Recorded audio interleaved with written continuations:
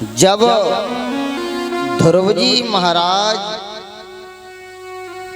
मृत्यु को स्पर्श करके ध्रुव लोक में पहुंच जाते हैं, तब ध्रुव जी महाराज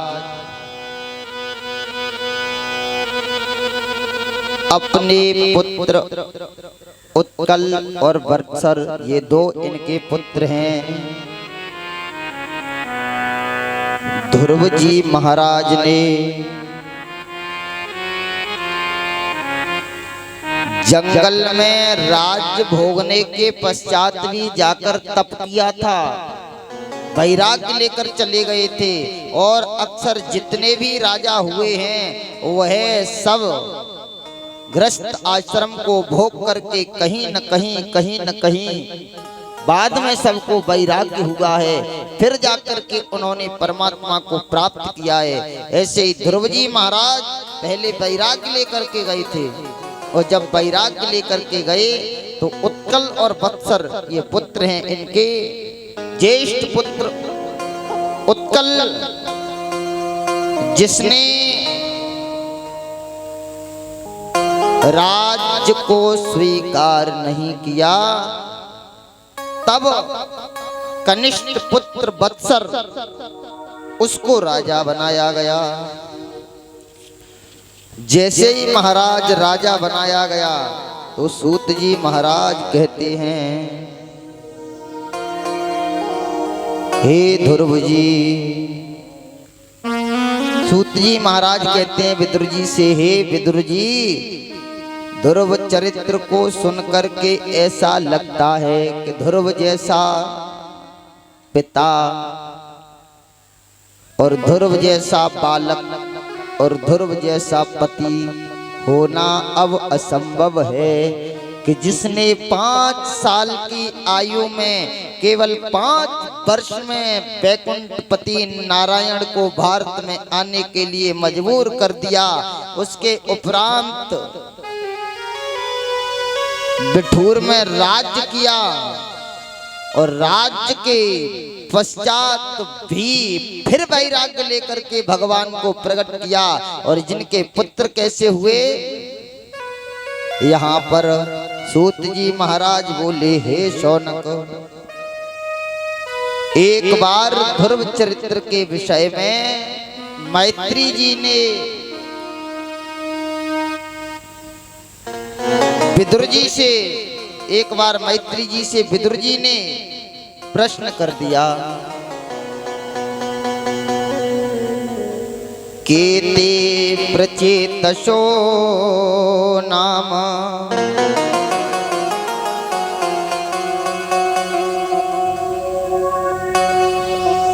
कश्यापत्यानि सुब्रत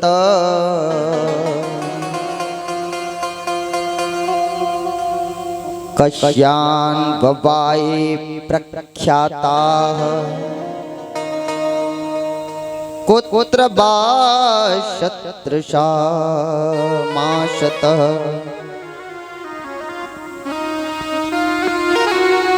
विदुर जी कहते हैं, हे भगवन, ये प्रचेता कौन थे? इन प्रचेताओं के विषय में मुझे जानने की बहुत बड़ी जिज्ञासा है। किसके पुत्र थे ये? ध्यान देना इस कथा पर। ये ध्रुव वंश इसलिए श्रेष्ठ है कि ध्रुव जी ने अपने जीवन में ब्रह्म को प्रकट किया भक्ति के मार्ग से, तो जीव को भक्ति के विषय में ही यहाँ पर चिंतन कराया जा रहा है।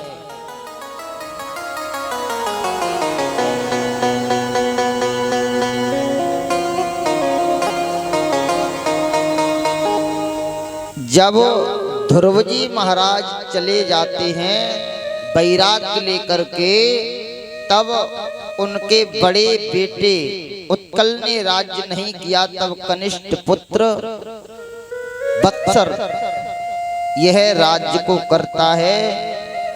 कनिष्ठ पुत्र जैसे ही गद्दी पर विराजमान हो गया, वत्सरम भूपतिम चक्कुर्य,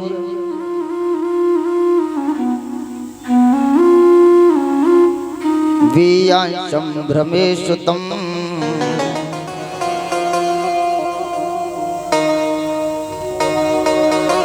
बत्सर की रानी के द्वारा इसके 6 पुत्र हुए। कितने पुत्र हुए? 6 पुत्र हुए हैं। अब महाराज जिनमें सबसे छोटे पुत्र हैं उसका नाम चक्षु था। क्या नाम था? चक्षु। और महाराज इसी चक्षु के द्वारा आगे चल करके चाक्षुष नाम के मनु हुए। ध्रुव जी महाराज के ही चक्षुष मनु कब हुए? जब यह वंश आगे चला तो इसमें चाक्षुष मनु हुए। चाक्षुष मनु के 12 पुत्र थे और इनमें सबसे छोटे पुत्र हैं महाराज जिनका नाम उल्मुख है। अब उल्मुख की पत्नी है तो उल्मुख उनकी पुष्करणी नाम की एक भार्या थी। इनके भी 6 पुत्र हुए हैं। कितने पुत्र हुए हैं? इनके भी 6 पुत्र हैं, जिसमें सबसे प्रथम यानी ज्येष्ठ पुत्र है। ज्येष्ठ पुत्र का नाम अंग है। क्या नाम है? अब इस कथा पर आप थोड़ा सा चित्त लगाना। इसका नाम अंग है। लेकिन ये ध्रुव जी महाराज के वंश में 12वें मनवंतर के बाद एक अंग नाम का पुत्र हुआ। लेकिन वो पुत्र कैसा हुआ? जब इसने राज प्रारंभ किया और ये गद्दी पर बैठ गया राजा बनकर, तो इसने एक घोषणा करवा दी।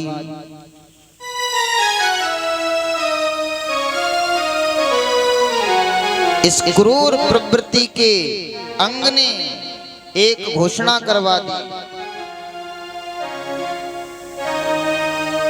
कि मेरे राज्य में कोई किसी भी प्रकार का जप नहीं करेगा, न यज्ञ करेगा, न अनुष्ठान करेगा। ध्यान देना, ये वो अंग है, ये वो अंग है जिसने ये घोषणा करवा दी कि मेरे राज्य में कोई यज्ञ नहीं करेगा, पूजा पाठ नहीं करेगा। अब ये वंशज किसका है? ध्रुव जी महाराज का।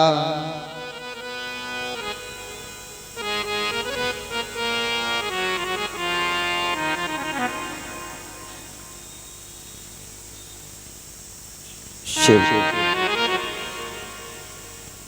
ये बैन नाम का बालक किसका वंशज है? ध्रुव जी महाराज का।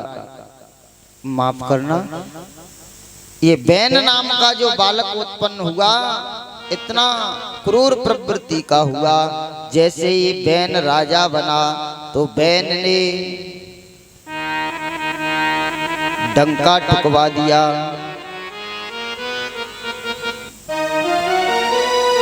मेरे राज्य में सभी प्रकार की प्रजा सुखी रहे। और जैसे ही महाराज बैन राज्य को भोग करके अपनी प्रजा को सुख संपन्न करके गए, तब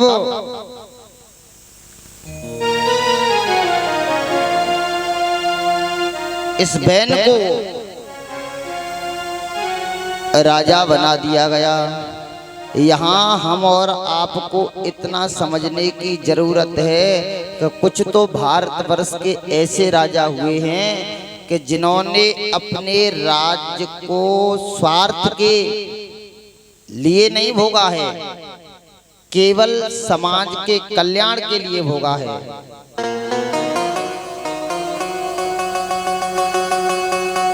आप कभी कभी एक बार विचार करना,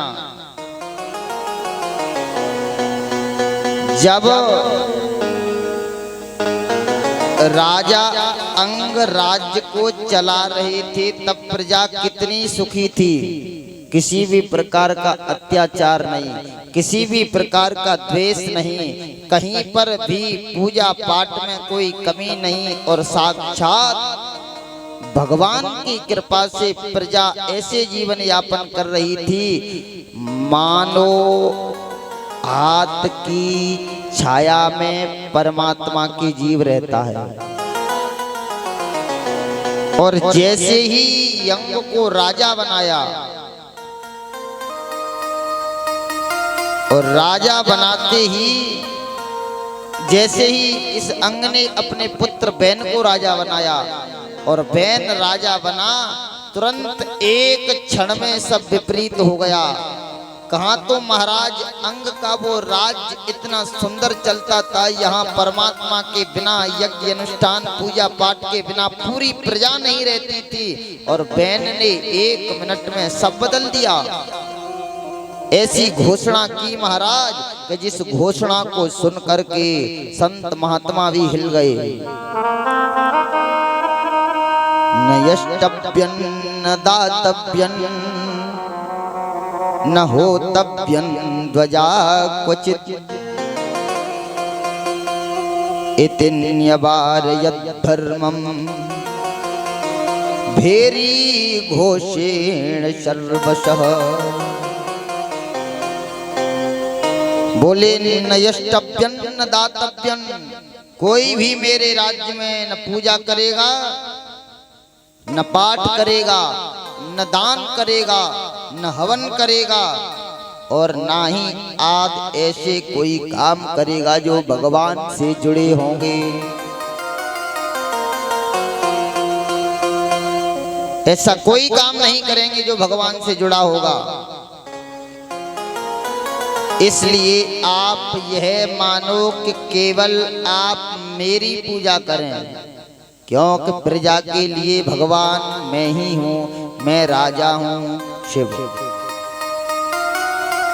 अब महाराज इस प्रकार की अगर कोई अनर्गल बात करे तो आप इस बात की पुष्टि करना, कहीं न कहीं ध्रुव के वंश में ऐसा पुत्र उत्पन्न हुआ है, उसमें कोई कारण हो सकता है। क्या हो सकता है? कारण हो सकता है।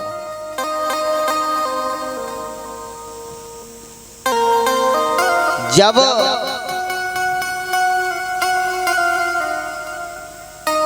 अंग के यहाँ कोई बालक नहीं था, इन्होंने यज्ञ की तो यज्ञ में आवाज होने पर आचार्य से अंग ने पूछा क्या कारण है प्रभु मेरी यज्ञ सफल न होने का।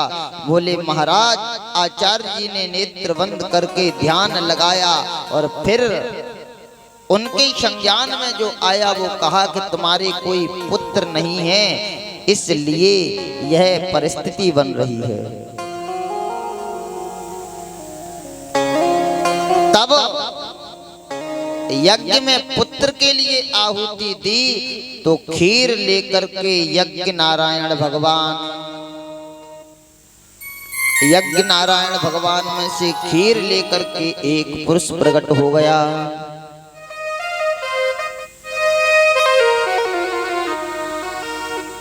और जैसे ही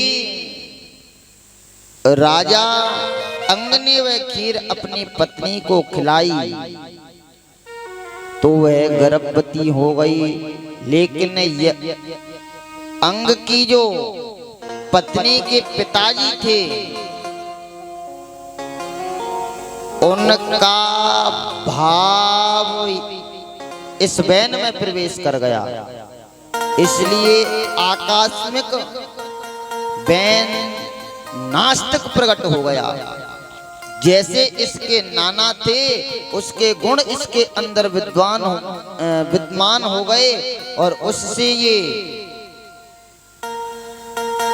बैन दुराचारी हो गया। तब तो महाराज संतों ने कहा कि आपको ऐसा करना नरक में ले जा सकता है, आपको ये बहुत महंगा पड़ सकता है। सभी संत महात्माओं ने जुड़ करके गए और जाकर के समझाया है उस बहन को, हे बहन तुझे ऐसा नहीं करना चाहिए। लेकिन गजब हो गया, ये तो संत महात्माओं से भी उल्टा बोलने लगा। बोले खबरदार, मुझे ज्ञान देने की कोशिश की, मेरे यहाँ यज्ञ अनुष्ठान पूजा पाठ ये सब नहीं होगा, क्योंकि मैं राजा हूं और राजा को ही प्रजा को सब कुछ मानना चाहिए। और एक बात बता दूं, बस जहां व्यक्ति के अंदर पूजने की भूख लग गई, जहां व्यक्ति ने धर्म शास्त्र के खिलाफ उंगली उठा दी, गौ ब्राह्मण के खिलाफ उंगली उठा दी, संत महात्माओं के खिलाफ उंगली उठा दी, फिर वो ज्यादा दिन नहीं चल सकता है। यदा देवेषु वेदेषु गोषु विप्रेषु साधुषु धर्मे मयि च विद्वेष शवायासु विनश्यति। यदा माने वो है, देवेश माने देवताओं में, वेदेश माने वेद, शास्त्रेश माने शास्त्र, गोष माने गौ, विप्रेश माने ब्राह्मण, साधु माने साधु संत, धर्मे माने धर्म, समाने वो है, विद्वेष द्वेष उत्पन्न करता है, तो समाने वो है, आसु माने शीघ्र ही, और विनश्यति माने नष्ट हो जाता है। यानी वेद शास्त्र गौ ब्राह्मण संत धर्म, इनमें जो व्यक्ति जिस दिन पाप देखने लगेगा, जिस दिन द्वेष देखने लगेगा, तो उसे फिर नष्ट करने की जरूरत नहीं, वो स्वतः नष्ट हो जाता है।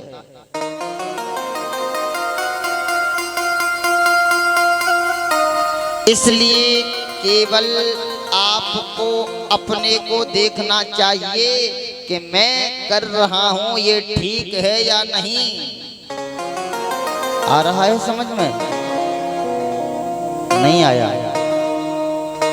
अगर नहीं आया है तो ऐसे समझ लो कि हम और आप दूसरे में बुराई निकाल रहे हैं, कमी निकाल रहे हैं, द्वेष उत्पन्न कर रही है, तो आप नष्ट होने की कगार पर हैं। पहले तो व्यक्ति को स्वयं के चित्त को पवित्र करना चाहिए और केवल इतना देखना चाहिए कि मेरे अंदर बुराई कितनी है। बुरा जो देखन में चला, बुरा न मिलिया को,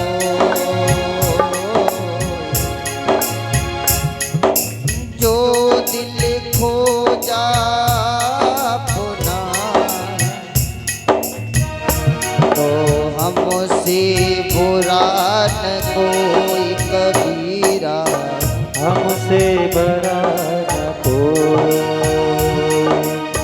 बुरा जो देखने में चला, बुरा न मिलिया तो, जो दिल देखा हमसे बुरा न कोई कबीरा, हमसे बुरा न कोई। पहले तो आप ये देख लें कि हम कितने बड़े राजा हरिश्चंद्र हैं। क्या देखें?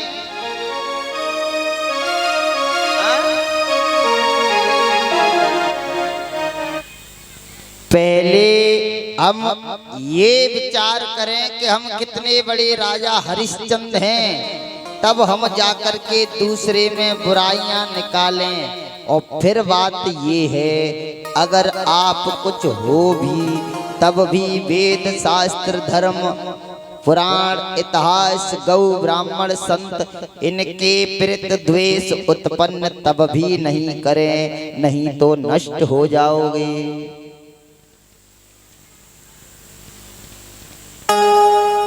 संत महात्माओं ने जुड़ करके सब गए और समझाया, बहन महाराज आप ठीक नहीं कर रहे हो, आपको इस प्रकार से हवन पूजा पाठ यज्ञ अनुष्ठान इनको बंद नहीं करवाना चाहिए, ये ठीक नहीं है। अगर तुम धर्म को बंद करवा दोगे तो सब नष्ट हो जाएगा। कम से कम धर्म के प्रति आपकी ऐसी धारणा नहीं होनी चाहिए। ब्रह्म पुराण में व्यास जी कहते हैं,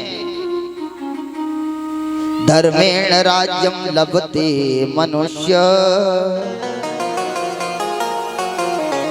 स्वर्गं च धर्मेण नर प्राप्नुयाति आयुश्च कीर्तिं च तपश्च धर्मम्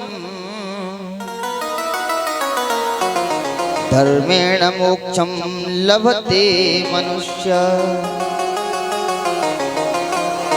ब्रह्म पुराण में व्यास जी लिखते हैं कि जब धर्म आप करोगे तो धर्म से ही तुम्हें स्वर्ग की प्राप्ति हो सकती है। अगर कोई व्यक्ति धर्म करता है तो धर्म से ही आयु है, धर्म से ही तपस्या एवं धन उपार्जन होता है, केवल धर्म करने से। अगर कोई व्यक्ति मोक्ष चाहता है, क्या चाहता है? मोक्ष, तो वो क्या करे? धर्म करे। और वो धर्म कौन सा है? धर्म लाखों करोड़ों लुटाना ही धर्म नहीं है। किसी को 1 लाख रुपए का लिफाफा देना मात्र धर्म नहीं है। अगर आप किसी को दान कर रहे हैं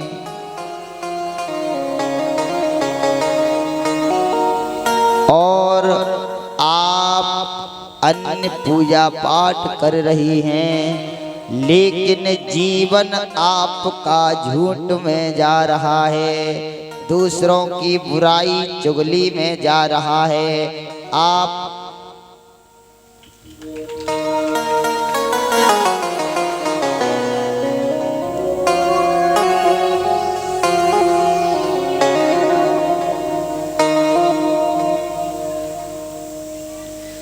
असत्यता आप धारण किए हैं तो ये भी धर्म नहीं है, यहाँ भी तुम चोट खा रहे हैं। इसलिए तू दान कर, तप कर, जप कर, इत्यादि कर, लेकिन हमेशा सत्य का पालन कर, तब तेरा धर्म जाकर के सार्थक होगा। और बता दूं, सत्य से बढ़कर संसार में कोई धर्म भी नहीं है, इस बात का आप विचार कर लेना। धर्म न दूसर सत्य समाना,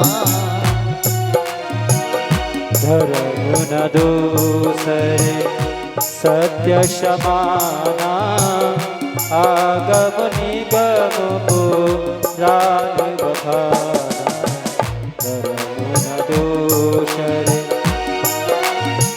धर्म न दूसर सत्य समाना, धर्म न दूसर सत्य समाना, आगम निगम पुराण बखाना। धर्म न दूसर सत्य समाना, आगम निगम पुराण बखाना। बोले राजन, पूजा पाठ यज्ञ अनुष्ठान ये सब धर्ममय कार्य हैं, इनसे ही सब कुछ होता है। और तुम सत्य का पालन करो। और सत्य क्या है? सत्य का मतलब एक ही है कि वो ब्रह्म सत्य है। तो उसकी पूजा बंद करवा के अपनी पूजा करवाने लगेगा तो नष्ट हो जाएगा। वो गाय सत्य है जिसके शरीर में 33 कोटि देवता विराजमान है, तुझे उसका पाप लग जाएगा।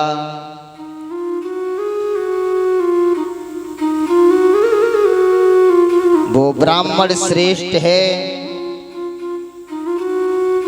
जो भगवान का प्रिय है और भगवान को अपने बस में किए बैठा है, और तू उसका अपमान करेगा तो नष्ट हो जाएगा। देवाधीनम जगत् सर्वम मंत्रधीनाश्च देवता,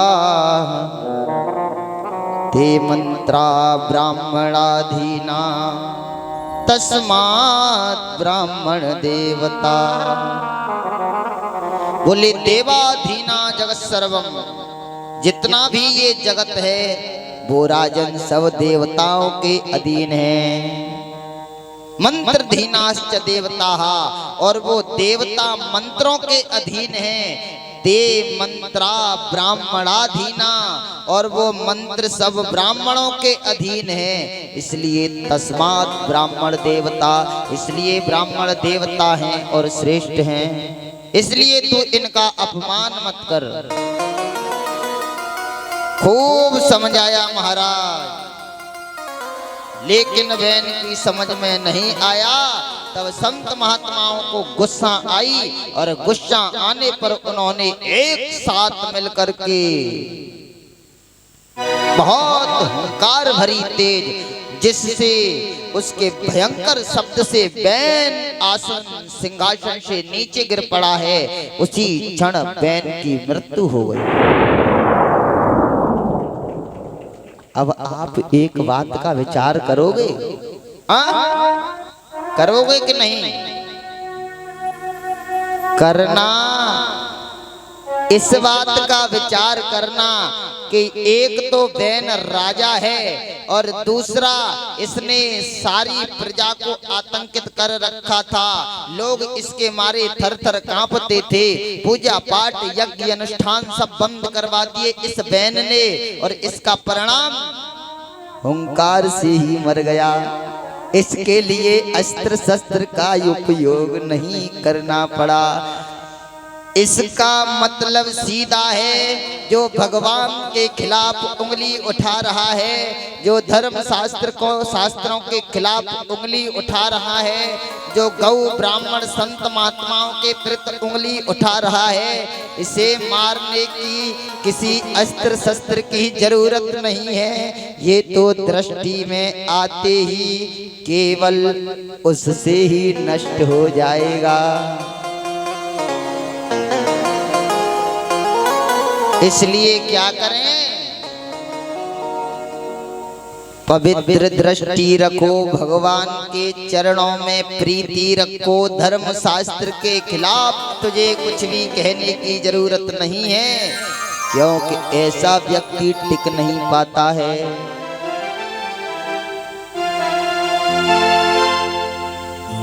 आज बैन के ना रहने पर बड़ी महात्माओं की चिंता हुई कि अब राजा नहीं है तो राज्य में चोर लुटेरे आतंक करेंगे, अब हम क्या करें? तब तो महाराज बैन के शरीर का मंथन किया गया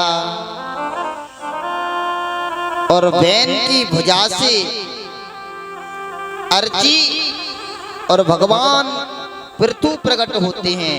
जब बैन के शरीर का मंथन किया गया तब इसकी बाजियों से अथ तस्य पुनर्विप्रैः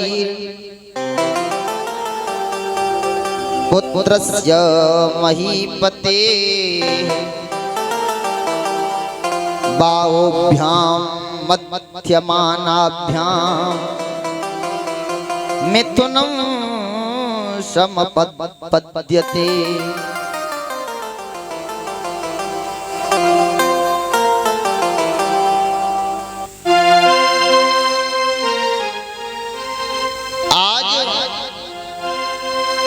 बाहुभ्याम मध्यनामाभ्याम, जैसे ही इन बाजियों का मंथन किया गया इसमें से भगवान पृथु उत्पन्न होते हैं और मैया अर्ची प्रकट होते हैं। ये साक्षात भगवान नारायण हैं और मैया लक्ष्मी है। ये अर्ची हैं, ये माँ लक्ष्मी है। अब इन दोनों का विवाह करवा दिया गया। बोले आप दोनों पति पत्नी हैं, लेकिन फिर विचार किया गया कि द्वेष युक्त इस बैन के शरीर का अभी और मंथन करने की जरूरत है। इसलिए अब बैन की जंघाओं का मंथन किया गया। किसका मंथन किया गया? जंघाओं का। और जंघाओं का मंथन किया गया तो उसमें से काले काले पुरुष निकल पड़े हैं। बोले हम क्या करें? दोनों महात्माओं ने कहा निसीट। निसीट माने बैठ जाओ। बस यहीं से निषादों की उत्पत्ति हो गई है। बैन के अंदर दुराचार और जो भी दोष थे उन सभी दोषों को फिर निसीट उत्पन्न हुए हैं। तब वहां उनके अंदर से सब दोषों को निकाल करके फिर एकदम से उन निषाद भाइयों को कोमल और निर्मल बना दिया है इन संतों ने। फिर इनके अंदर कोई द्वेष उत्पन्न नहीं है। इसीलिए भगवान राम भी इतना प्रेम कर बैठे। निषाद राज गुह्य से कितना प्रेम किया भगवान ने। इनका यहाँ दोष बिल्कुल दूर कर दिया है। उस बैन के अंदर दोष था वो सब। अब ये वंश आगे चलता है और इसी वंश में आगे चल करके महाराज अनेकानेक राजा हुए हैं, जिसमें एक प्राचीन बरही नाम का राजा हुआ है। आगे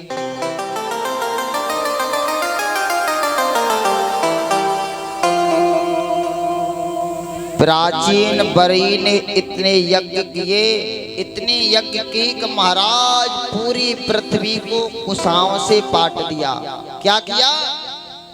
पूरी पृथ्वी को यज्ञ की तो कुशाओं से पाट दिया। इतनी यज्ञ की, लेकिन गड़बड़ एक हो गई। जब ये यज्ञ करते हैं तो अपनी यज्ञ में घोड़ा और बकराओं की बलि देते हैं। क्या करते हैं? इस कथा को चित्त लगा करके सुनना। अब समय कम है, भजन कीर्तन बंद, केवल इन कथाओं पर ध्यान देना।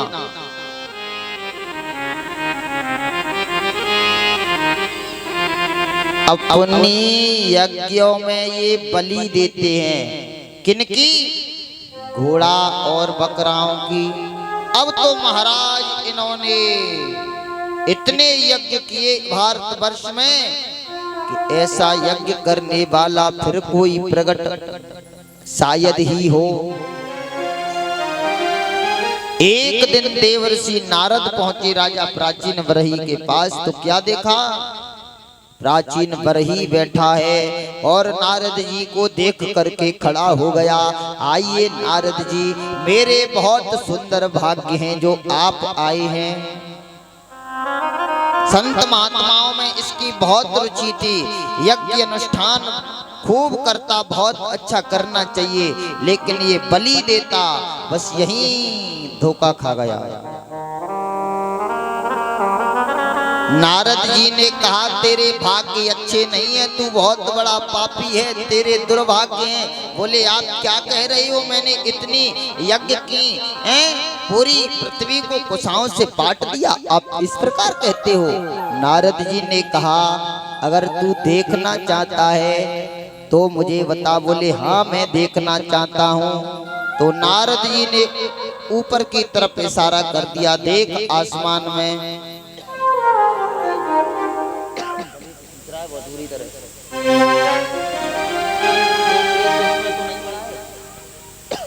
तो नहीं पड़ा इसमें।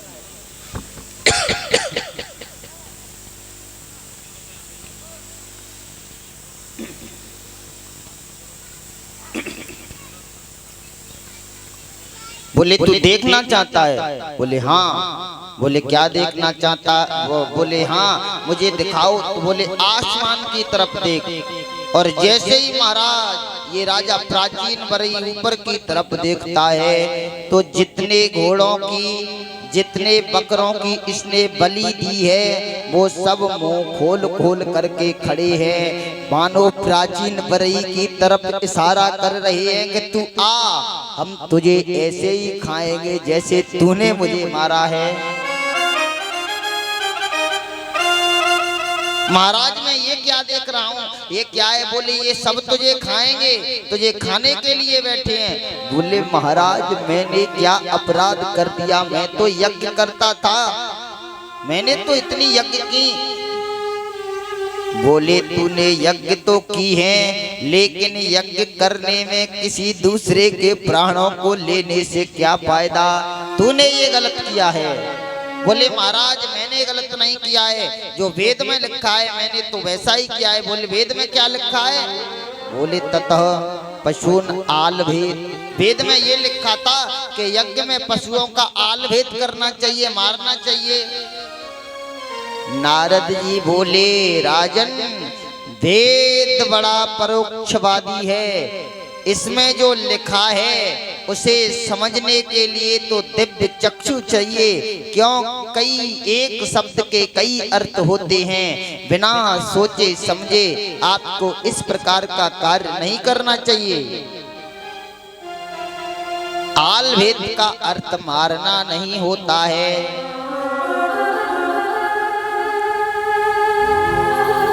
और फिर अगर घोड़ा और बकराओं की बलि के विषय में लिखा है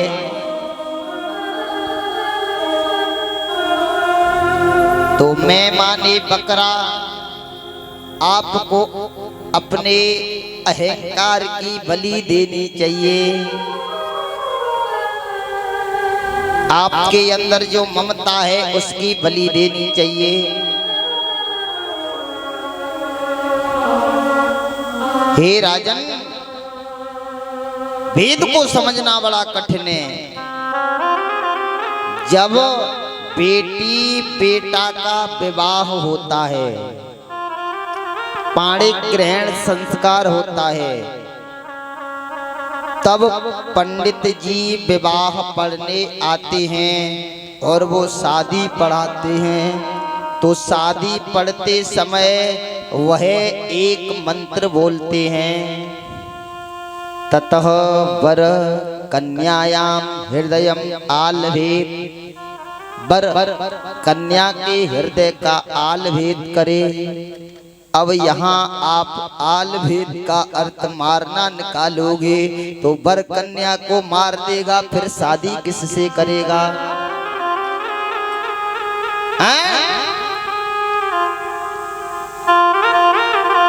जैसे सारंग ले सारंग चली,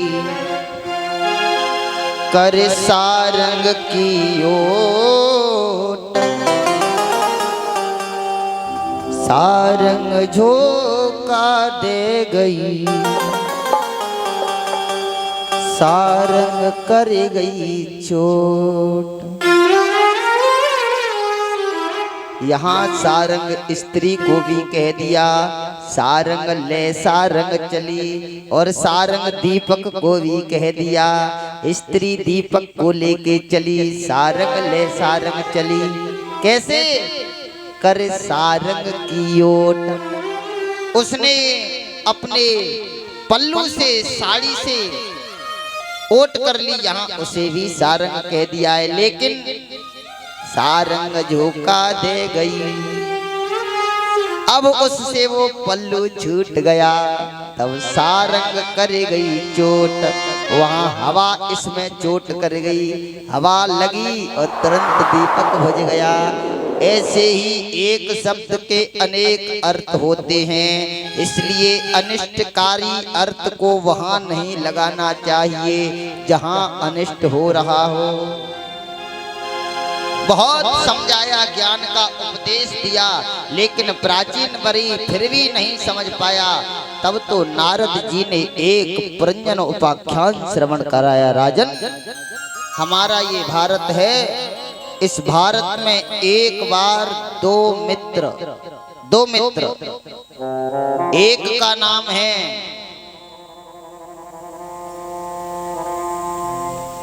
अज्ञात। क्या नाम है?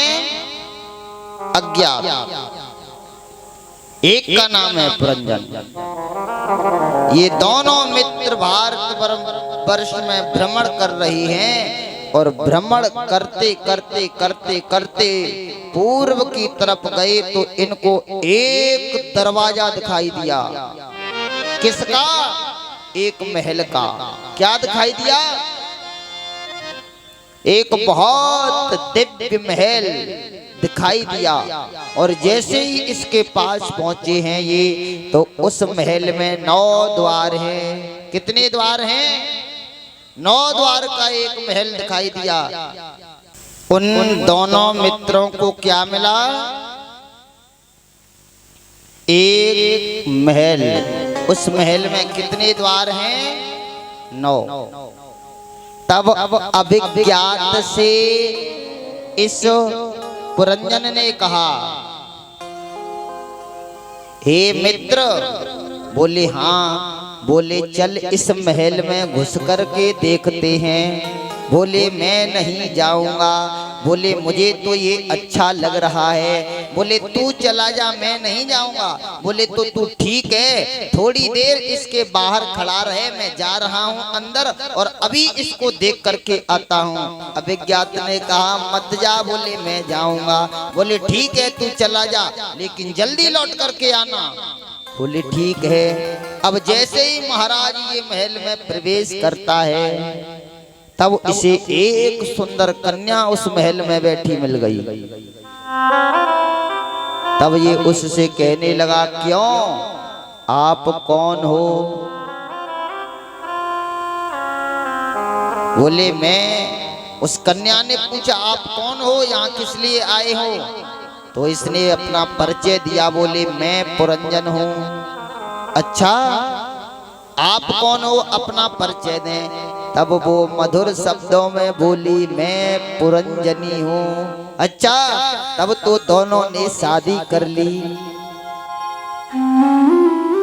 अब महाराज इनके बहुत बेटा हो गए। अब तो इनके खूब बेटी बेटा हो गए। लेकिन वो महल है, उसका जो मेन गेट है, दरवाजा, उस पे एक 5 फन का नाग बैठा है। कौन बैठा है? 5 फन का नाग। और वो उस महल की हर वक्त रक्षा करता है। अभिज्ञात बैठा है वहां और वो अभिज्ञात विचार कर रहा है कि मेरा मित्र इस महल से निकल करके आने वाला होगा। वो बेचारा बैठा बैठा इंतजार कर रहा है, लेकिन ये नहीं आया लौट करके। बहुत समय हो गया। तब महाराज एक दिन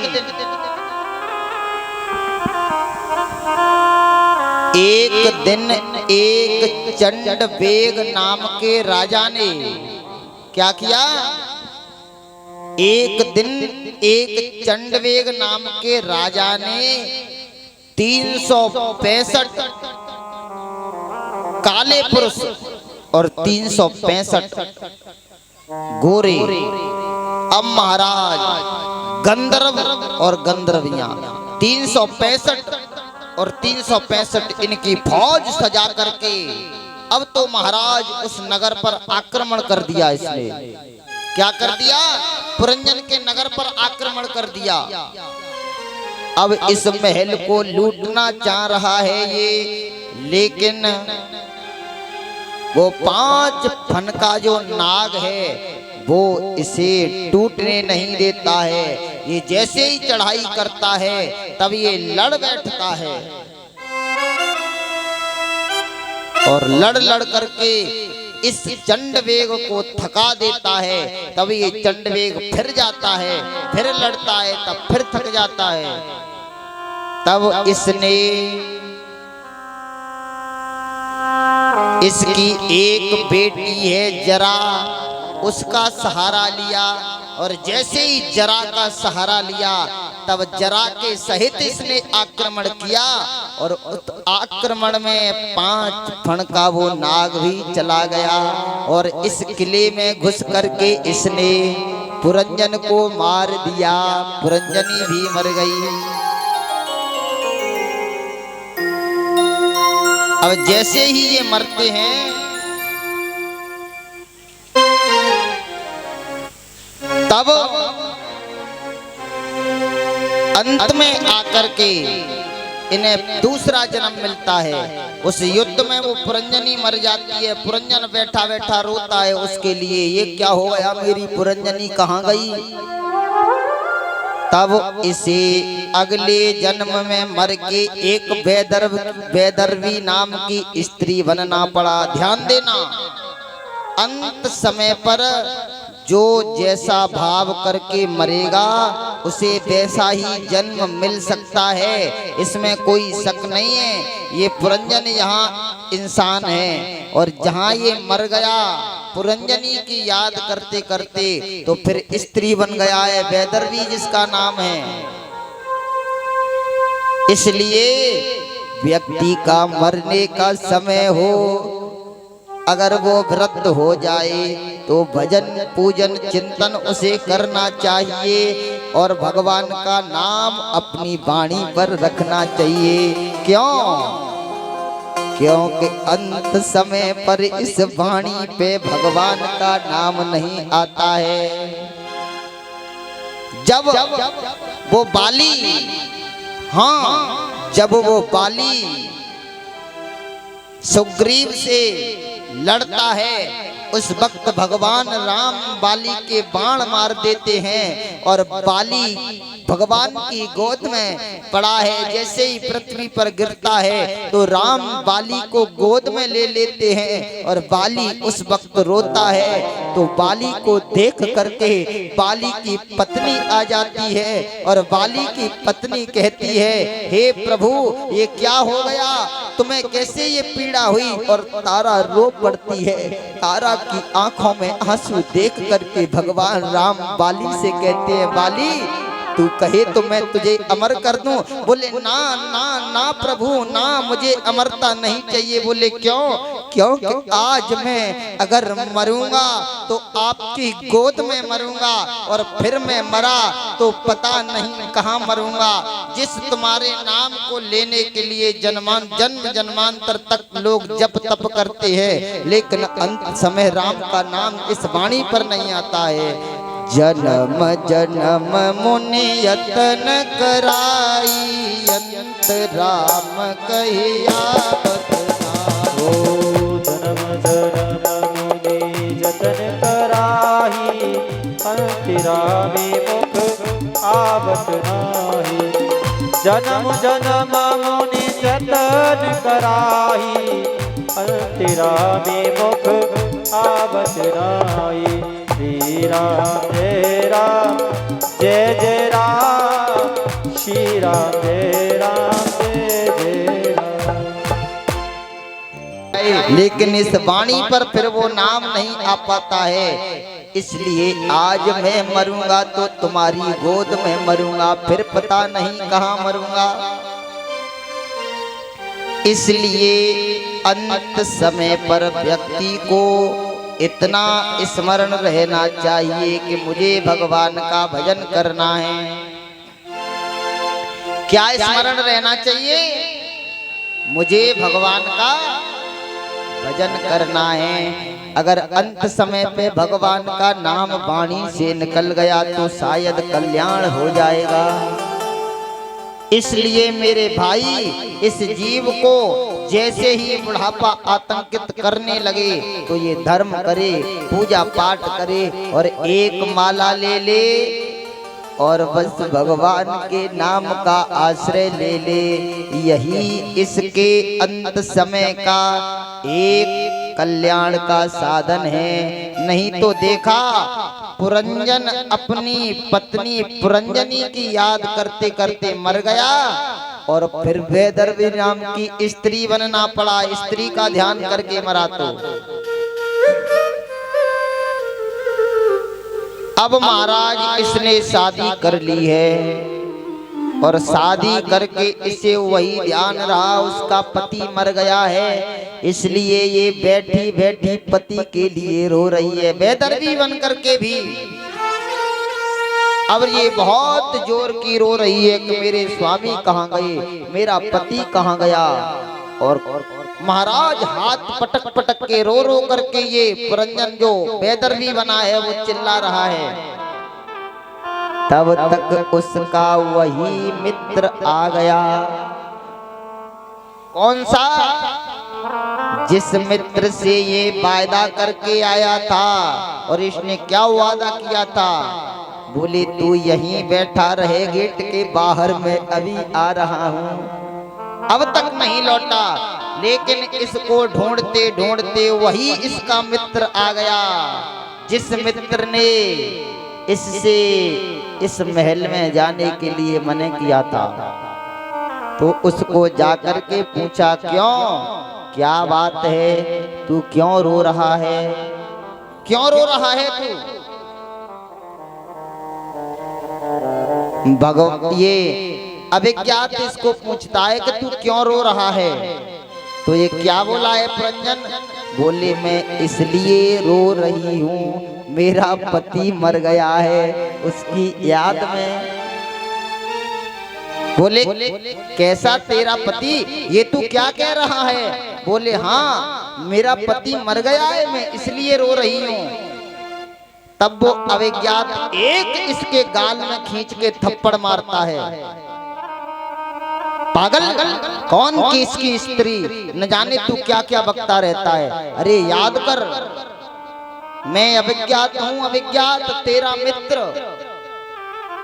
तुझे याद है मैंने इस महल में अंदर जाने के लिए तुझसे मना किया और तू फिर भी अंदर चला गया, तूने मेरी बात नहीं मानी। मैं तेरा मित्र हूँ अभिज्ञात, तू पुरंजन है, पुरंजन मेरा मित्र। तब इसे ध्यान आया, ओहो मैं तो पुरंजन था। तब इसको चेत हुआ। प्राचीन बरही को ये दिव्य कथा सुनाई, इसका भावार्थ तुम समझे। अब सरलीकरण करते हैं। पुरंजन और अभिज्ञात दो मित्र थे। पुरंजन कौन है, अभिज्ञात कौन है? अभिज्ञात न ज्ञात, यह अभिज्ञात जो किसी के द्वारा नहीं जाना जा सके वो है अभिज्ञात। तो ऐसा कौन है जो किसी के द्वारा नहीं जाना जा सकता है? कौन है? परमात्मा। गीता में भगवान श्री कृष्ण कहते हैं, इंद्रियाण्ड पराण्या हो हृन्द्र एव परम मनः, मन बुद्धि परातस्तुर यो बुद्धे परतस्तुसः। अर्जुन रूपी जीवात्मा से कृष्ण रूपी परमात्मा कहते हैं, हे धनंजय, हे गुणाकेश, हे पार्थ, हे जीव, जहाँ व्यक्ति की बुद्धि नहीं पहुँचती है मैं वहाँ रहता हूँ, तो फिर मेरी खोज करना।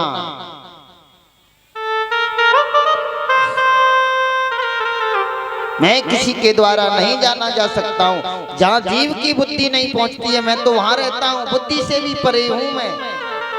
तो जो किसी के द्वारा नहीं जाना जा सके, केवल भक्ति और प्रेम के सहारे जो प्राप्त होता है, ज्ञात नहीं है वो किसी के द्वारा। तो कौन है अभिज्ञात?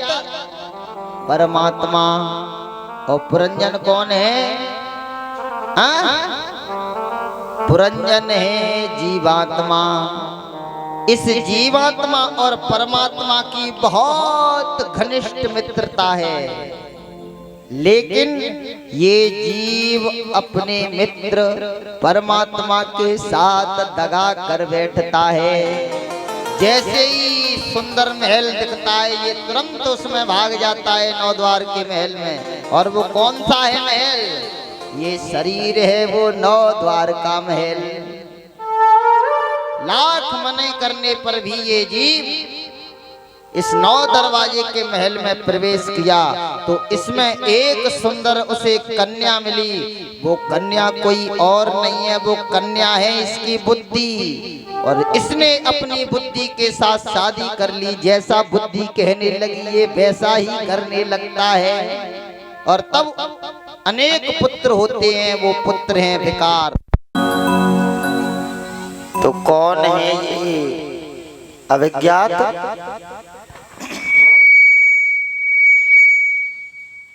अविज्ञात है परमात्मा, जो किसी के द्वारा नहीं जाना जा सके। और पुरंजन है ये जीवात्मा। तो 9 दरवाजे का महल क्या है? ये शरीर। और पुरंजनी क्या है? इसकी बुद्धि।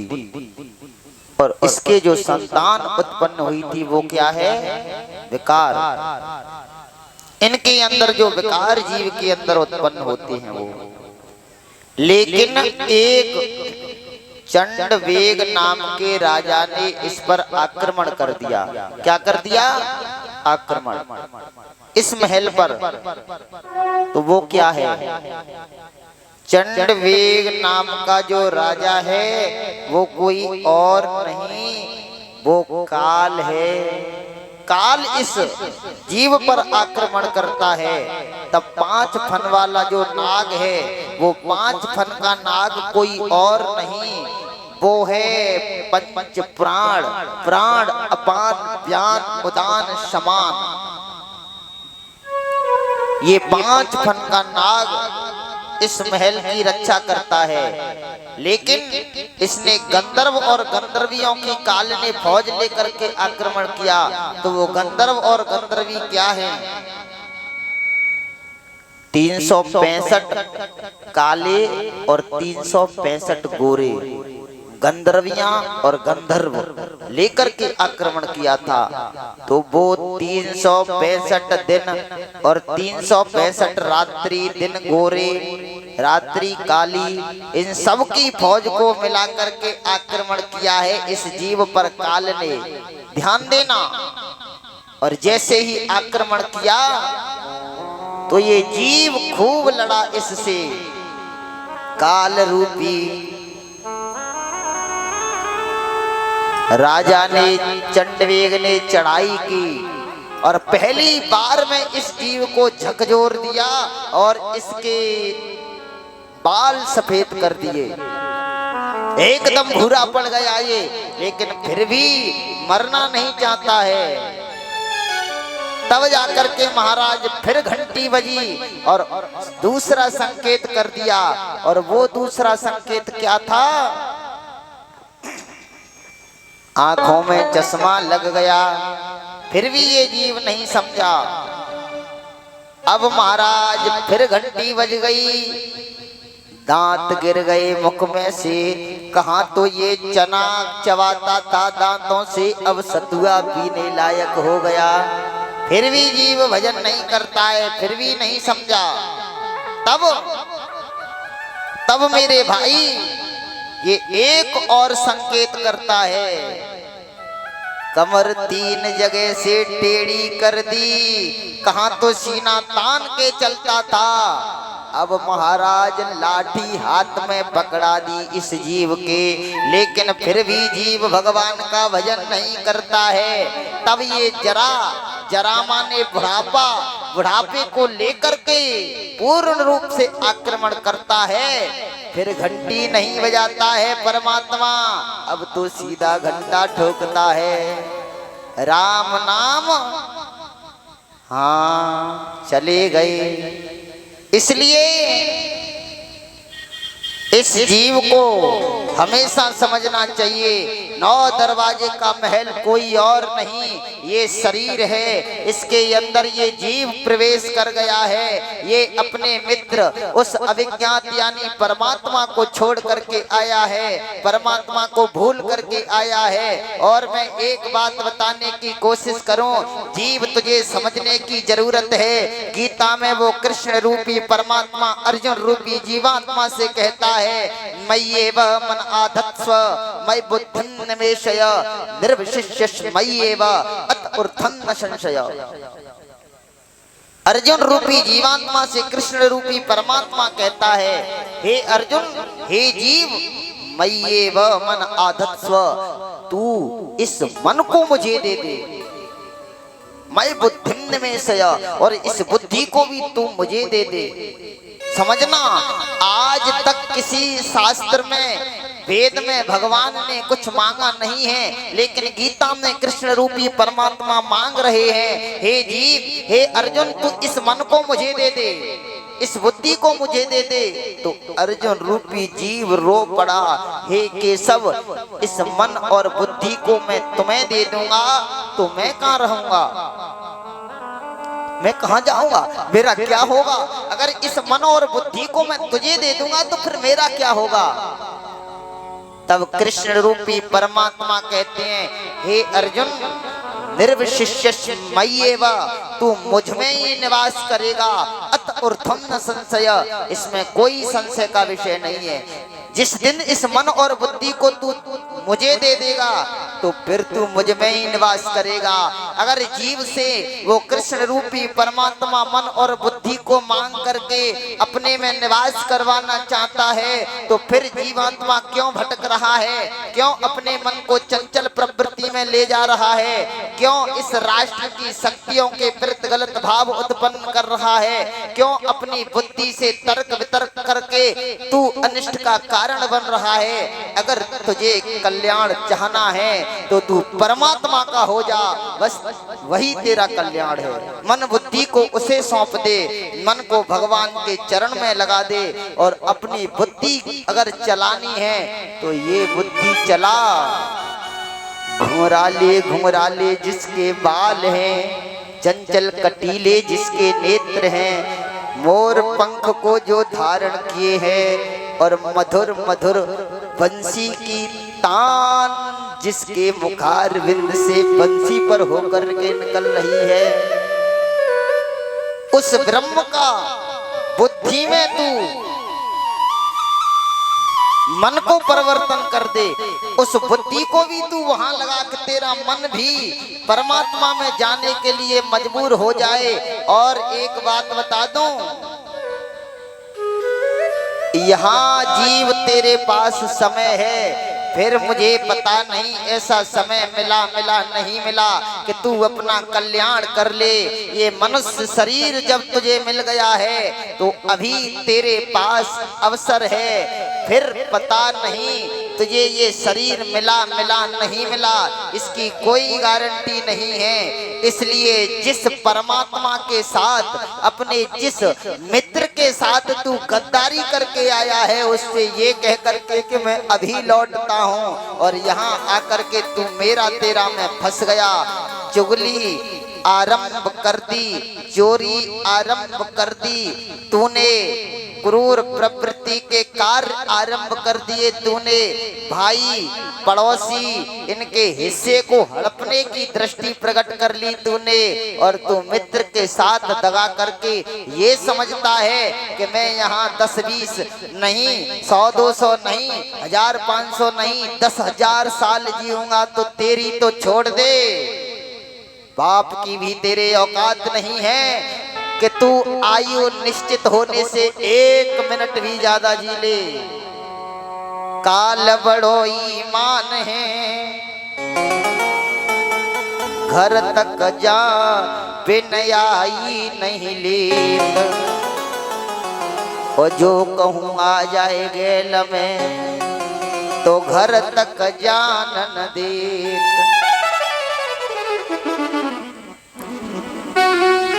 इसलिए तुझे, अगर तू परमात्मा को छोड़ करके यहाँ आ गया है और तुझे ये मनुष्य शरीर मिल ही गया है, तो अब भी तेरे ऊपर उस परमात्मा ने कृपा कर दी है, अब भी तू संभल करके अपने जीवन का कल्याण कर दे, क्योंकि फिर ये मनुष्य शरीर मिला नहीं मिला।